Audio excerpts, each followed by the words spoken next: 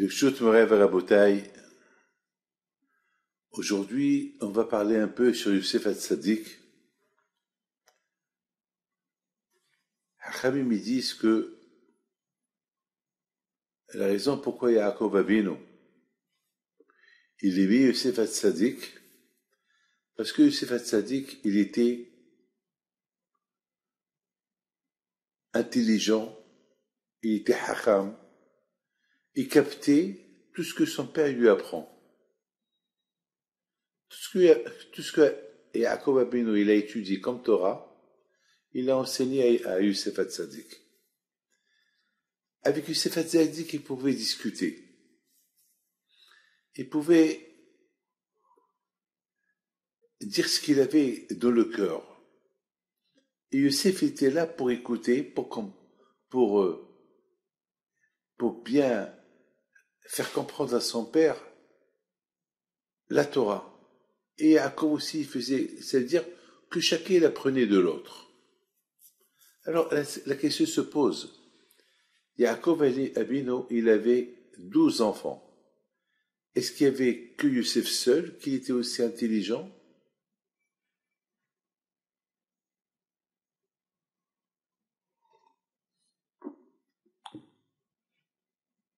Est-ce que le fait que Yaakov Avinu, il est tout le temps avec Yosef Hatzadik, il ne va pas créer des ennuis comme ça s'est fait?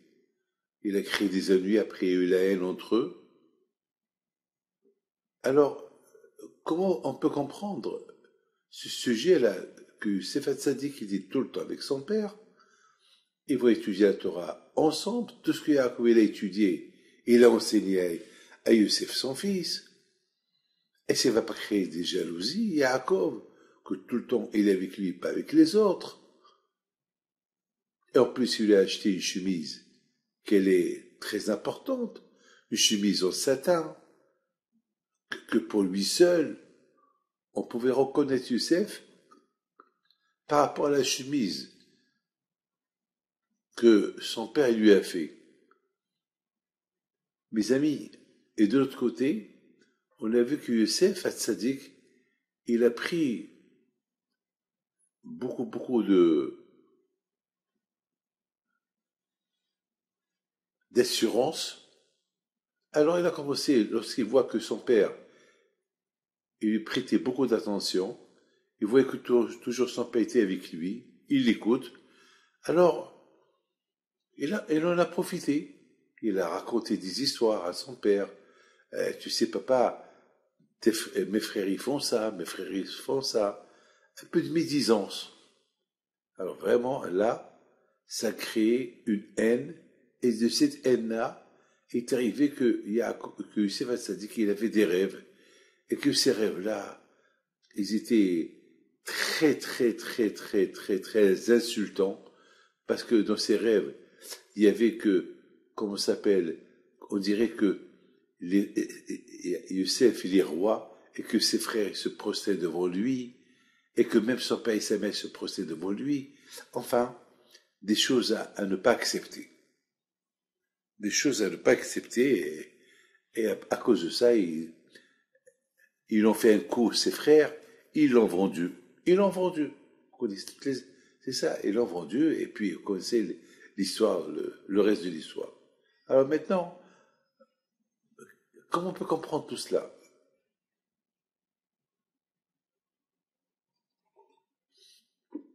Mes amis, il faut savoir une chose.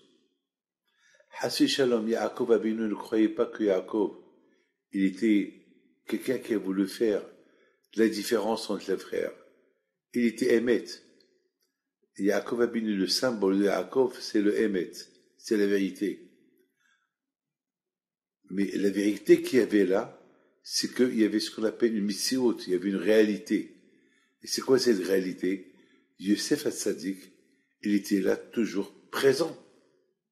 Il y avait une réalité que Yosef Hatzadik, il était présent. Vous savez, mes amis, dans la vie, on peut être tout le temps présent, mais il y a toujours quelqu'un qui fait, qui qu'il manifeste une présence particulière. Youssef Hatzadik, on l'appelle Youssef Hatzadik. Pourquoi on l'appelle Youssef Hatzadik? On ne l'appelle pas Youssef Hatzadik parce que, comme ça, sans raison. Si on l'appelle Youssef Hatzadik, c'est que Bémet, il dit Tzadik. Et que tout le temps était Tzadik.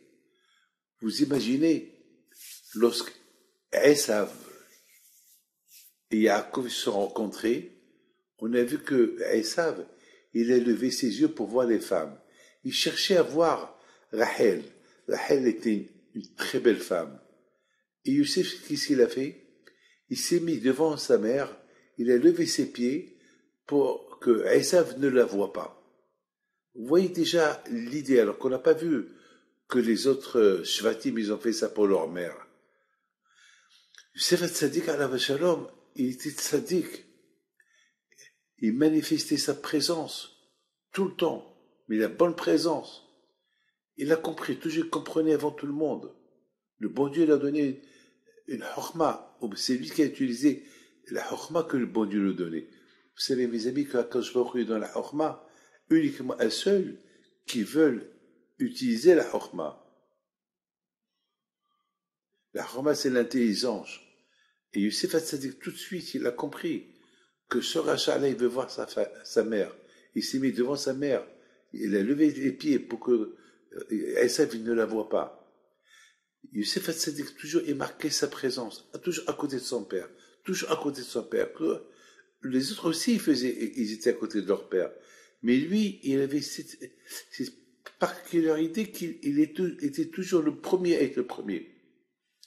Vous savez qu'il y a une halakha, il y a une loi dans la Torah, que les 10 premiers qui viennent à la synagogue le matin, le bon Dieu les bénit. Ils peuvent avoir une synagogue où il y a 200 personnes, 300 personnes, 400 personnes, mais les 10 premiers. Pourquoi? Parce que lorsqu'il y a 10, il y a la Shekhinah. Hachem, il descend à la synagogue lorsqu'il y a les 10 premières personnes. Les 10 premières personnes. Et ça veut dire qu'ils peuvent avoir 1000 personnes, 2000 personnes, 4000 personnes. Il y a la Shekhinah. Mais qui amène la Shekhinah? Les 10 premières. Donc les 10 premiers, ils sont plus importants que tout le monde. Là aussi, Youssef Hatzadik était toujours le premier. Premier à être à côté de son père. Le premier à servir son père. Le premier à tout. Et c'est la raison pourquoi Akadosh Baruch Hu, il a fait que Youssef Hatzadik, il a eu ce titre des tzaddik. Un tzaddik, il est toujours, on appelle un tzaddik tzaddik, alors toujours, il est le premier, toujours à être au service d'Hachem. Il s'appelle Youssef. C'est quoi Youssef? Youssef, si je vais ajouter. Youssef, si je vais ajouter. C'est que Youssef Hatzadik, toujours, il était présent pour ajouter, pour faire, pour ajouter. Ajouter au service d'Hachem. Et c'est ça que Yaakov, il a fait, qu'il a aimé. Il a aimé parce qu'il s'est dit, celui qui est toujours le premier à être au service d'Hachem, à être au service de Sahara, alors c'est que Hachem il aime. Mais si vous savez que nous sages ils disent que Youssef Hatzadik, il se coiffait la tête avec le peigne. Et il faisait ses cheveux. Ah, Bémet, ça m'a beaucoup étonné. Il se faisait beau gosse. Ça m'a beaucoup étonné. Comment Youssef Hatzadik, il se fait beau gosse. Ça m'a beaucoup étonné. Comment Youssef Hatzadik, il se fait beau gosse. Youssef Hatzadik, il est toujours parmi les premiers à être au service d'Hachem. Quoi? Se peigner les cheveux. D'ailleurs, nos sages disent que Akadosh Baruch Hu, il a puni Youssef à cause de ça. Nos sages disent que lorsque Youssef Hatzadik, il a été vendu en Égypte et il est devenu esclave, et son patron, il a vu que là où Youssef aimait ses mains réussit, alors qu'est-ce qu'il a fait le patron? Il lui a donné tout entre ses mains. Alors lorsque Youssef, il a vu que il était le chef de la maison de Potiphar, qui était un des conseillers du roi de Paro, un des serviteurs du roi de Paro. Alors il a commencé, il a trouvé la détente et tout, il a commencé à se peigner les cheveux. Et quand je lui ai dit, ah bon, tu te fais beau gosse, alors je vais envoyer sur toi la femme de Potiphar, elle va t'embêter un peu. Ah ben, la question, il se pose pourquoi il peignait ses cheveux. Et moi, je me suis dit que Sefat Sadik Alav Shalom, peigner les cheveux, nous, par exemple, on se peigne les cheveux pour être beau, pour arranger les cheveux, pour que les cheveux, ils sont bien. Vous voyez parfois des gens qui se peignent. Moi, une fois, j'étais à la salle de bain, dans un mariage, et je vois quelqu'un qui était en train d'arranger ses cheveux, et il m'a vu et il était un peu gêné. Et j'ai fait un sourire. Moi aussi, je le fais. Moi aussi, beaucoup de fois, je range mes cheveux pour être bien. Bon, nous, on le fait, je sais pas, pour être bien. On le fait ça, on fait pas ça pour le bon Dieu. Youssef Hatzadik, il se peignait les cheveux pour le bon Dieu. Et au service d'Hachem, il voulait être parfait. C'est comme quelqu'un comme il y avait un Rav Orvach Alav Shalom, un grand tzaddik, que lorsqu'il rentrait à la maison le soir, après une journée à la yeshiva, il s'arrangeait un peu ses vêtements, il secouait ses vêtements, il prenait son chapeau, il le secouait. Ils lui ont dit, ses élèves lui ont dit, mais pourquoi tu fais ça? Mais tu rentres chez toi, tu vas pas aller quelque part. Il leur a dit, je me prépare pour rentrer chez moi à la maison. Il y a Akadosh Baruch Hu à la maison. Alors ils ont dit, mais Akadosh Baruch Hu, il est partout. Et il leur a dit, oui, c'est vrai, Akadosh Baruch Hu, il est partout, mais il n'est pas partout. Dans une maison où il y a la guerre, dans une maison où il y a l'homme et la femme qui ne se respectent pas, Akadosh Baruch Hu n'est pas là-bas. Akadosh Baruch Hu se trouve avec une maison où il y a le shalom. Et te donner comme moi, ma femme, on est en shalom, que je viens tard, que je viens tôt, que je fais n'importe quelle bêtise que j'ai fait, que elle fait n'importe quelle bêtise, elle brûle le repas, ou bien je renverse un verre sur la nappe propre, elle va pas me crier. On va pas se crier. On est en paix. Lorsqu'on est en paix, il y a Dieu. Alors je rentre à la maison pour le caveau du bon Dieu, parce que Dieu est à la maison. Pour Hachem, je me fais ça. Mes amis, écoutez-moi. Youssef Hatzadik, c'était comme ça. Il a rangé ses cheveux pour Hachem. Pas pour lui, pas pour son physique. Il va pas se vanter devant ses frères. Voilà, je suis un beau gosse. Non. Il le faisait pour Hachem, pour être net, pour être bien. Vous savez d'Hachem, c'est pas un cheveu qui sort par là et un cheveu qui sort par là. Non. Vous comprenez? C'est-à-dire que Youssef Hatzadik, c'est la raison pourquoi Yaakov Abino, il a aimé. Mais mettons, pourquoi Hachem il a puni Youssef? Parce qu'il se faisait les cheveux. Parce qu'il y avait des gens qui ne comprenaient pas comme ça. Parce que peut-être ils se confiaient les cheveux devant quelqu'un, devant les gens, et eux ils croyaient qu'ils faisaient ça pour être beau gosse. Ils n'ont pas compris qu'il fait ça pour Akadosh Baruch Hu. C'est pour ça qu'il a été puni. Par exemple, on a vu David Ameller. Pourquoi David Ameller il a été puni par la femme par Bathsheba? Mais Bathsheba, elle était divorcée de Uriah. Bathsheba, c'était pas la femme de Uriah. Mais par rapport au monde qu'ils ont cru que Bathsheba était mariée, David Ameller, il a été puni. Mais Chas v'Chaïla, ne croyez pas que David Ameller, il a été avec une femme mariée, et c'est pour ça que le bon Dieu l'a puni. Non, la preuve de David Ameller, il est sorti Mashiach. La preuve que le fils de David Ameller, Shlomo Ameller, qu'il est né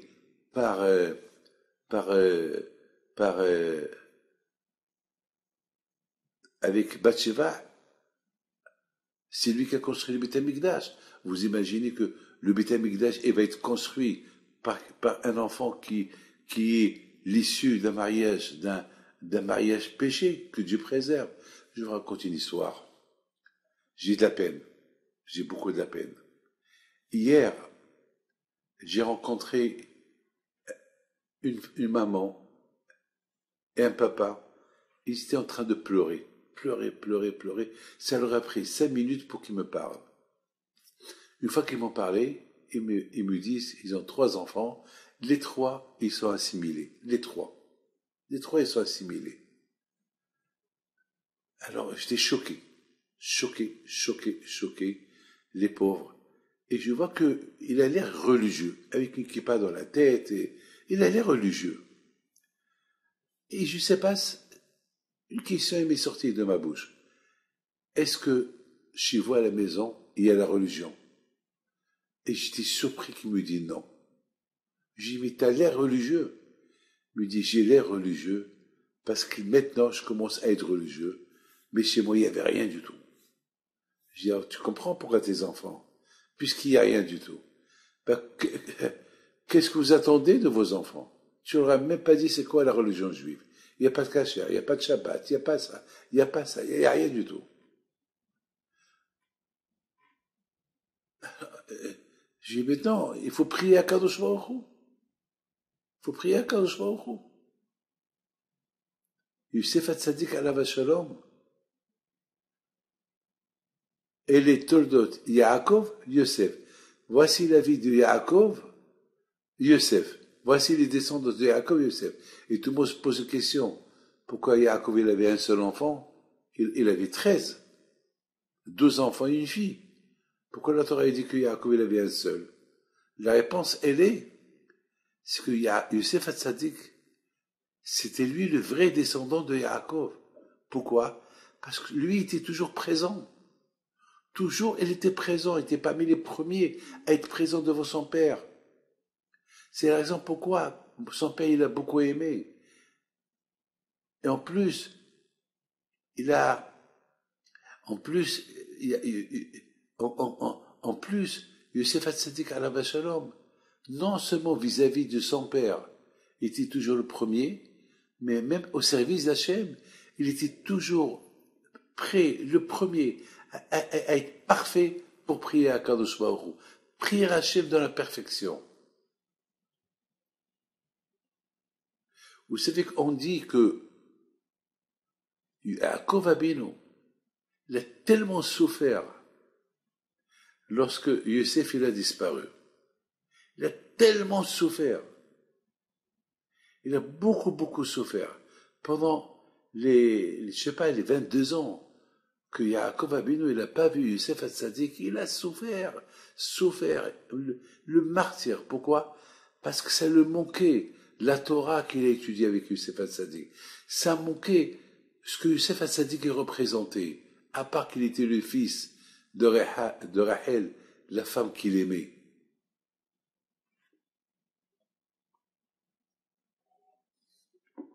Yaakov Abinu alav shalom, il a tellement souffert. Maintenant, mes amis, vous allez comprendre quelque chose de magnifique. On dit que Yosef Hatzadik,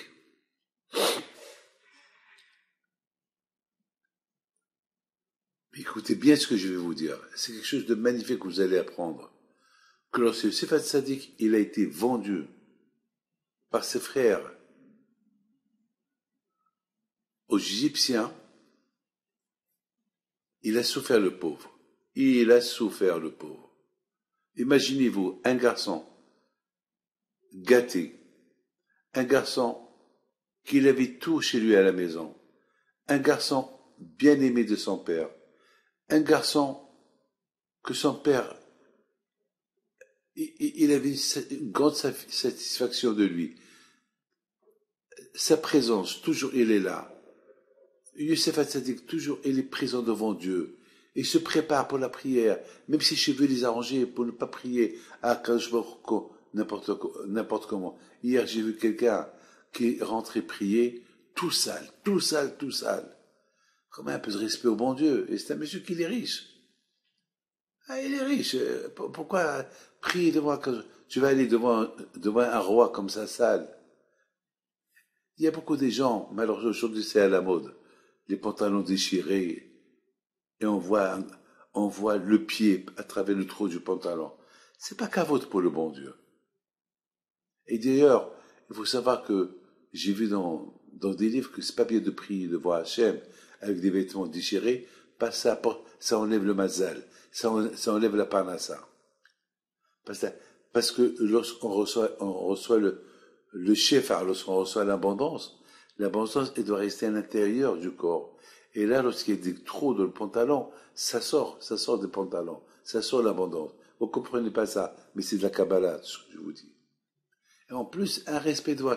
Oui, c'est vrai, ce pantalon déchiré, troué partout, ça coûte très cher, plus cher que les pantalons normaux, mais il coûte cher, mais il t'enlève la bracha. C'est dommage d'avoir la bracha et de la perdre. Donc Youssef Hatzadik, il était là, tout le temps présent, devant Akadosh Baruch Hu bien, avec ses cheveux parfaits, tout parfait pour Hachem. Et c'est pour ça que Yaakov a venu l'a aimé. Mais vous imaginez ce qu'il a souffert, le pauvre, ses frères, ils l'ont vendu. Et maintenant, vous avez en plus, ils l'ont fait jurer pour ne pas retourner à la maison. Vous savez que Youssef était un homme fort. Vous savez que Youssef, il pouvait retourner à la maison. Ils l'ont vendu. Pas bébé, il avait 17 ans. Il aurait pu se battre contre ceux qui l'ont vendu et retourner à la maison. Mais Youssef Hatzadik, il n'est pas retourné à la maison pendant 20 ans. Pourquoi? Parce que il était respectueux. Il a vu le mal qu'ils ont fait ses frères. Il a vu le mal qu'ils vont faire à leur père. Parce que le papa qu'il aime, lorsqu'il va entendre que Youssef a disparu, il va souffrir. Il va plus étudier avec personne. C'était qu'avec lui qu'il étudie parce que ils ont créé un lien d'études de Torah ensemble incroyable. Et que tout le monde pouvait apprendre d'eux l'amour de la Torah. Youssef et Yaakov, ils étaient très symboliques les deux.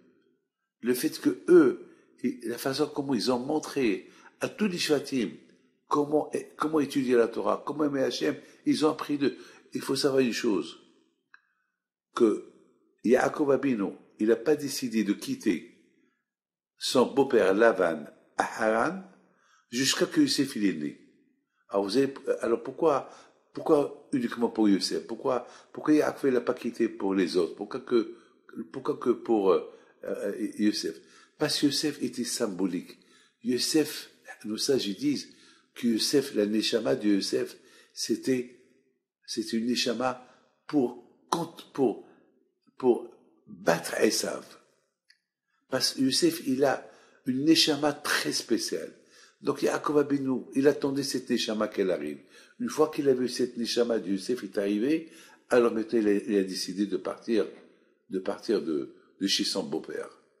Pour vous dire que maintenant, Yaakov Abinu, le fait que maintenant Youssef il est vendu, il est plus là. La perte que Yaakov Abinu il va avoir, il va pas étudier la Torah comme avant. Il va être toujours triste, parce que ils n'ont pas trouvé le corps, ils ont trouvé que la chemise en satin, mais il n'y a pas le corps. Peut-être qu'il est vivant, on ne sait pas. Et Youssef, il pouvait se battre pour retourner chez ses parents, mais il l'a pas fait. Parce qu'il a dit, c'est Hachem qui a voulu. Regardez, il avait 17 ans. Il pouvait se défendre. Il pouvait se sauver. Mais il a dit, parce que ils lui ont dit, voilà, on pouvait te tuer, mais on ne te tue pas. Mais tu ne retournes pas à la maison.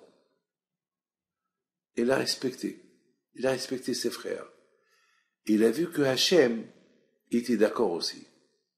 Il a vu que Hachem est d'accord. Le fait qu'il a vu que Hachem est d'accord, alors il a dit, alors, je me laisse faire. Mais ce qui est incroyable, de Youssef Hatzadik, il a eu ses forces. Maintenant, on a parlé de la grandeur de Youssef lorsqu'il était chez ses parents. Maintenant, on va parler de la grandeur de Youssef lorsqu'il est arrivé en Égypte. Un beau gosse de 17 ans, que toutes les femmes qui le voient, ils étaient amoureuses de lui. Et l'Égypte, c'était le pays de la débauche. Et Youssef Hatzadik, il est tzaddik. Il ne regarde personne. Il a eu cette force de ne pas regarder personne. À tel point que il a subi de la souffrance de sa patronne, qu'elle voulait aller avec lui, avoir des relations avec lui, ou bien discuter avec lui, ou bien que s'asseoir avec lui, profiter de sa beauté, et lui, il voulait pas. D'où il a eu cette force? C'est pas facile, hein? Vous savez, j'ai une petite histoire à vous raconter. Une fois, je recevais les gens, et soudainement, il y a une femme qui rentre. Elle m'appelle David, David. Alors, j'entends David. Vous savez, la curiosité, c'est de la voir, de voir qui t'appelle David. Mais j'ai pas voulu la voir. J'ai dit, ça, c'est le Satan, ça. Ça, c'est pas possible. Elle m'appelle David, c'est une folle, mais moi, un respect, et un respect. Je suis pas son copain. C'est quoi, David?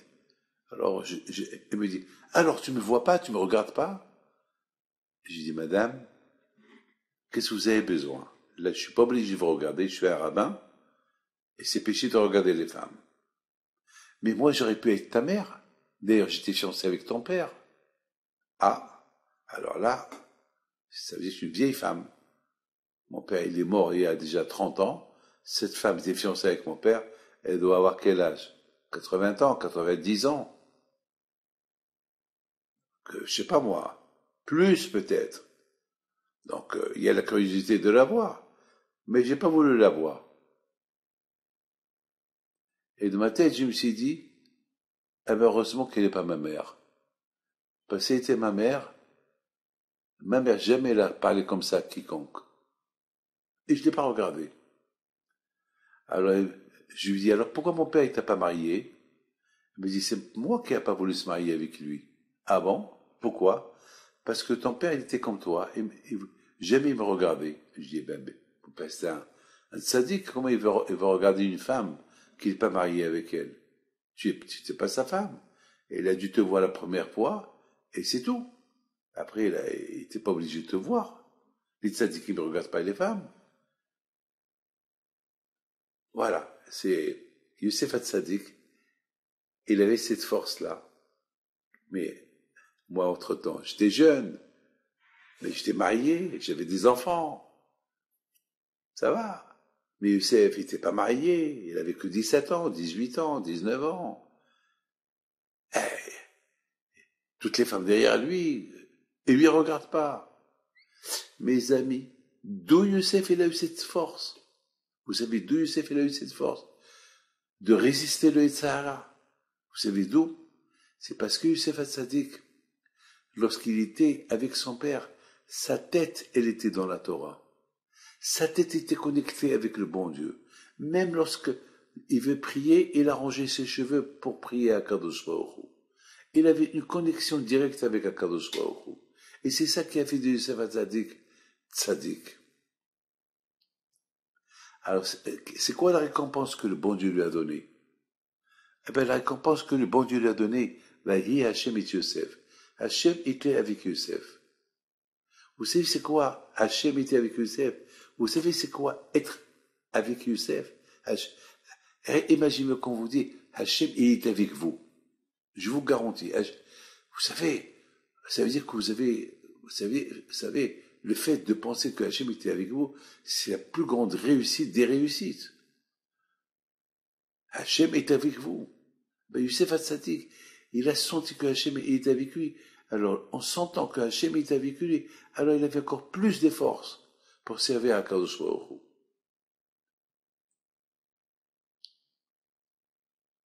Je vous raconte une très belle histoire cette semaine. Lorsque j'étais en Argentine, il y a eu quelque chose qui s'est passé. Il y a un monsieur qui vient chez moi, avec toute sa famille, un monsieur qu'à l'époque n'était pas croyant. Il faisait ni Shabbat, ni rien du tout, rien du tout. Il avait un problème des yeux, il ne voyait pas. Et en plus, il avait la grave maladie. La très grave, grave maladie. Et voilà, il vient. Alors, d'un côté, il ne croit pas. Et de l'autre côté, voilà, il vient chez moi. Il fait ni Pessah, ni Purim, ni Sukkot, ni Kippour, rien du tout. Mais c'est un juif. C'est un juif. Et puis, ce juif-là, je le connais depuis longtemps. Mais il est venu chez moi cette semaine, avec toute sa famille. Mais on dirait que le visage, on pouvait voir que il il a eu un changement depuis quelques années que je le connais. Alors, j'étais heureux de le voir, heureux de le connaître, de le revoir. Une fois par an, je le vois. Alors, je lui dis, raconte-moi un peu ton histoire. J'aime, vous savez, il faut ce qu'on appelle, lorsqu'on entend des histoires de Emouna, on renforce, on remplit les batteries. On se renforce dans la Torah. Alors, il me dit comme ça. Il me dit, je suis venu chez vous il y a 4 ans. Et puis, malheureusement, j'avais toutes les maladies, presque aveugle, la grave maladie. Et les médecins, ils n'ont pas donné. Ils m'ont dit que il y a 5 personnes dans le monde qui ont échappé à cette maladie. Donc, tous ceux qui ont cette maladie, ils sont morts. Et vous m'avez donné l'espoir, vous m'avez donné une bouteille d'eau. Et cette bouteille d'eau-là, je l'ai gardée comme que j'ai gardé un diamant. Toute, pour moi, cette bouteille-là, c'était ma guérison. Il y a, et en plus, vous avez prié, vous avez dit, par les mérites de Rabbi Haïm Pinto, que je connais pas, un tzaddik. Donc, je me suis connecté à votre grand-père Rabbi Haïm Pinto. Et alors, je l'ai bu une fois, et sentait mauvais la bouteille. Alors, j'ai appelé mon copain, M. Cohen, je lui ai dit, je sais pas la bouteille que Rabbi David m'a donnée, elle est pourrie. Alors, il m'a envoyé une autre bouteille, il m'a dit, voilà, j'ai une autre bouteille à moi. Alors, j'ai commencé à boire de la bouteille, la nouvelle bouteille. Et encore une fois, elle était pourrie, cette eau-là, et je vomissais. Après une semaine, je voyais qu'il avait faim. Il va chez les médecins, il voit qu'il avait une bonne couleur. Il en fait des examens, il dit, je comprends pas. Tes yeux ont guéri. Ton corps, les analyses qu'on a fait, vous êtes parmi les 5 personnes dans le monde ils ont guéri de cette maladie. Ça veut dire que Hachem était avec lui jusqu'à qu'il a guéri. Alors, comment un monsieur, loin de la Torah, un monsieur qui est libéral, réformiste, ce que vous voulez, conservatif, ce que vous voulez, ni Pessah, ni rien, comment Hachem était avec lui? Ah ben, à travers sa émouna. Regardez mes amis, vous avez ici un verre, vous mettez de l'eau. S'il n'y a pas de fond, ah ben, toute l'eau va tomber. Mais s'il y a un fond dans le verre, toute l'eau que vous allez mettre, elle va rester. C'est ça la émouna. La émouna, c'est que vous avez la émouna en Dieu, mais cette émouna, il faut qu'elle reste en vous. Il ne faut pas que la émouna, elle soit une émouna qui disparaît. Une fois oui, une fois non, une fois oui, une fois non. Alors, une fois oui, une fois non, la émouna, elle disparaît du corps. Il faut conserver la émouna. La émouna, c'est la conserver, la garder. Et Youssef Hatzadik Alav Shalom, il a gardé sa émouna, il a conservé sa émouna depuis chez lui, jusqu'à qu'il a quitté chez lui, jusqu'à qu'il était, il était esclave, et avec toutes les souffrances qu'il a eues, il a conservé sa émouna, et puisqu'il a conservé sa émouna, Akadosh Baruch Hu était avec lui. C'est quoi, mes amis, le secret pour que Hachem soit avec vous? Ah ben, il faut conserver la émouna. Il ne faut pas dire un jour oui, un jour non, un jour oui. Un jour vous êtes bien avec le bon Dieu, un jour vous n'êtes pas bien avec le bon Dieu. Un jour vous allez vous peigner pour le bon Dieu, un jour vous allez peigner pour être bon, un jour vous allez, non, il faut être, il faut être yachar, il faut être droit, c'est tout, hein. Eh ben, ce monsieur-là, mes amis, chaque année que je le vois, chaque année que je viens d'Argentine, je le vois, il me renforce, ça me renforce dans la Torah, ça me renforce dans la religion, ça me renforce en tout. Vaïe Hachem et Yosef. Hachem était avec Yosef. C'est extraordinaire. C'est extraordinaire. C'est extraordinaire. Vous savez, c'est quoi? Hachem est avec toi. Il y a des gens que le bon Dieu est avec eux. Le bon Dieu va leur donner la réussite. Et qu'est-ce qu'ils font? Eh ben, la réussite, ils vont l'utiliser pour des bêtises. Ils vont utiliser leur réussite pour des bêtises. Alors que le bon Dieu leur a donné une réussite, Le bon Dieu leur a donné l'argent. Ils n'avaient rien du tout avant. Maintenant, ils ont tout grâce à Dieu. Et lorsqu'ils voient un pauvre, ils ferment la porte. Ils utilisent leur réussite que pour eux, pas pour la partager avec d'autres. Pourquoi? Pourquoi le bon Dieu t'a donné qu'à toi? Pourquoi toi? Pourquoi pas lui? Alors Hachem, il t'a choisi, il t'a donné. Alors, partage. Partage. Donne on t'a pas dit de tout donner. Donne quelque chose. Tu vois qu'Hachem, il t'a aidé. Alors, sois comme lui, comme que lui, il t'a aidé, toi aussi, aide. Et j'ai vu quelqu'un cette semaine que tous ses enfants, ils le respectent pas. Du petit au grand. Alors, il est venu chez moi, il me dit, ah, ben, David, il y a un problème, on me respecte pas. Je dis, il te respecte pas parce que toi, et pourtant ce monsieur-là, il a réussi. Il a fait Teshuvah, il a fait une grande Teshuvah. Et le bon Dieu était avec lui. Il a réussi dans les affaires. Il a réussi en tout. Mais, il y a un problème. Moi, je le connais depuis avant qu'il s'est marié. Mais le problème, c'est que ses enfants le respectent pas. Vraiment, ils le respectent pas. Ah, je dis parce qu'ils ont appris de toi. Tu respectes pas ta femme. Tu insultes ta femme. Tu dis sur ta femme toutes les bêtises qu'elle a fait avant le mariage devant tes enfants. Tu humilies ta femme. Alors ta femme,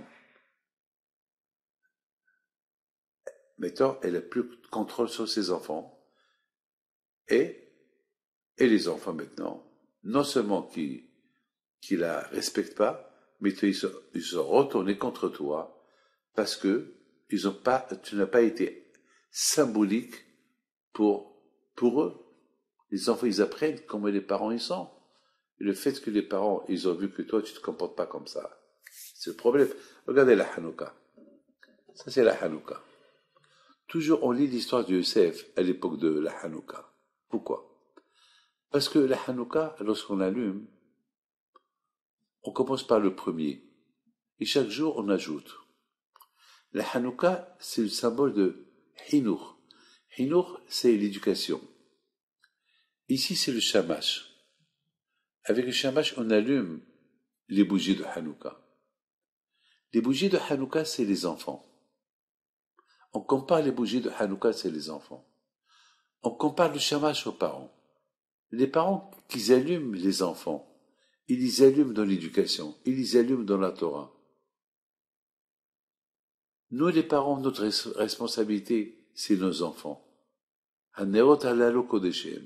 Ces bougies, ces enfants que le beau Dieu nous a donnés, ils sont saints. On doit bien les allumer. On doit bien les éduquer. Chacun selon sa qualité. Au fur et à mesure du temps. C'est la raison pourquoi chaque jour, on n'allume pas la Hanouka pendant 8 jours en entier. Chaque jour, on ajoute une. Parce qu'on ne peut pas éduquer les enfants en entier. D'un seul coup, on va leur donner l'éducation. L'éducation, elle s'apprend. On est exemplaire devant les enfants. C'est ça le symbole de Hanouka. Et on lit cette histoire-là, toujours, avec l'histoire de Youssef Hatzadik. Quel est le lien de Youssef Hatzadik à Hanouka?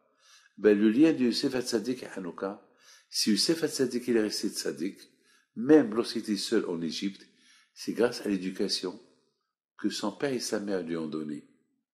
Et cette bonne éducation que son père et sa mère lui ont donnée, l'amour d'Hachem, l'amour de la Torah, même lorsqu'il était loin de chez lui, il est resté le même, il n'a pas bougé. Jusqu'à qu'il est devenu roi. Et même lorsqu'il est devenu roi, le nom d'Hachem toujours était là. L'argent ne l'a pas aveuglé. Il est resté toujours le même. N'oubliez pas une chose. Lorsque les Grecs sont rentrés en Israël, ils ont assimilé tous les Juifs. Une fois que les Juifs, ils ont gagné la guerre, ils ont chassé les Grecs d'Israël, alors là, il fallait maintenant se détacher de toutes les habitudes qu'ils ont eues des Grecs pendant 52 ans. Donc ça fait Hanouka. Ils ont commencé maintenant comme un bébé, se rééduquer dans la religion juive. Et le bon Dieu les a aidés. Et voilà, grâce à Dieu. C'est la raison pourquoi on allume chaque jour une veilleuse. Et on ajoute, pour nous rappeler qu'en dans le judaïsme, on ne peut pas avoir tout d'un seul coup. On ne peut pas être rabbin. On ne peut pas être un juif complet sans qu'on ait étudié. Et d'aller step by step. Vous savez, en allant doucement, chacun devient un bon juif. C'est ça ce qu'on a produit. Si vous imaginez Youssef, quelle force il avait d'habiter seul dans un pays où les femmes là-bas ils sont à la débauche et toutes les femmes veulent de lui et lui il est resté sain. Ah ben mes amis, c'est grâce à l'éducation qu'il a eue de ses parents. Et c'est pour ça qu'on allume la Hanouka qui représente l'éducation qu'on donne à nos enfants, le père et la mère, et que le père et la mère ils sont exemplaires. C'est important. Alors j'ai dit à ce monsieur-là, tu t'es mal comporté avec ta femme, tes enfants, ils ont appris de toi, mais toi tu payes les conséquences. Mes amis, que le bon Dieu vous protège, vous donne la santé et la joie et la prospérité. Amen.